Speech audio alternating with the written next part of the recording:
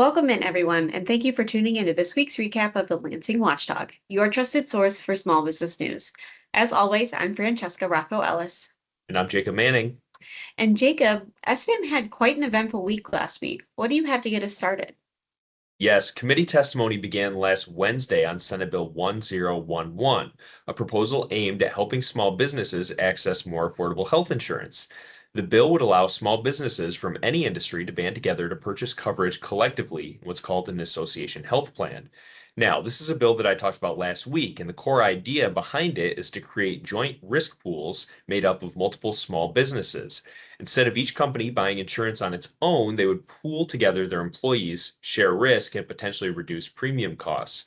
As most small businesses are buying insurance off the rack with limited customization and higher costs, they lack the size needed to spread risk and negotiate better rates. Larger employers, like the state of Michigan, have significant advantages in how they can tailor their benefits to their needs. They have enough employees to maintain their own risk pools, design their own benefit plans, invest in health and wellness programs to lower costs, and negotiate more effectively with insurers due to their size. By contrast, small businesses are essentially price takers in the market without the leverage or flexibility larger employers enjoy.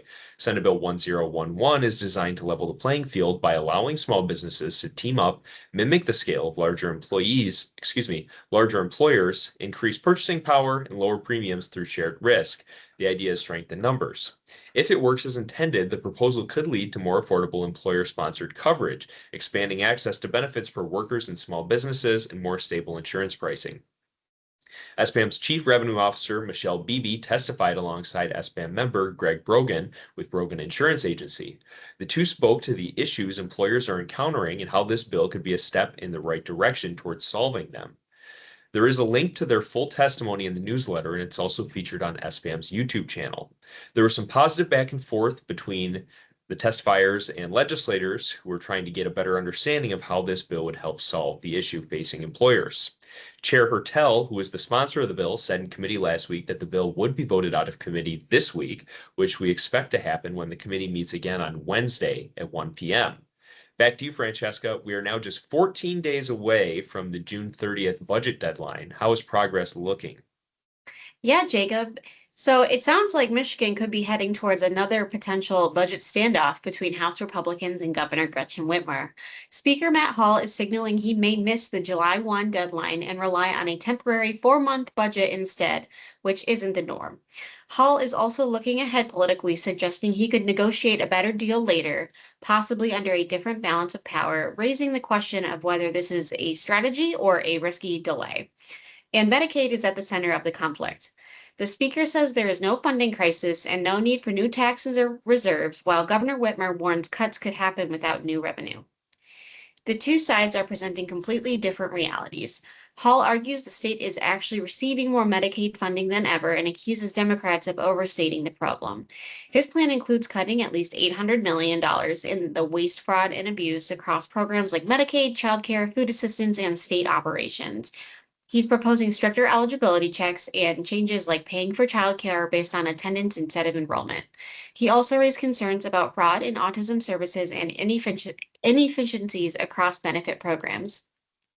On state government, Hall claims workers aren't returning to offices as expected, and he wants a policy requiring at least 3 days in the office. He also points to underused state buildings as a cost-saving opportunity. He opposes additional funding for the RX Kids program, criticizing how broadly payments are distributed.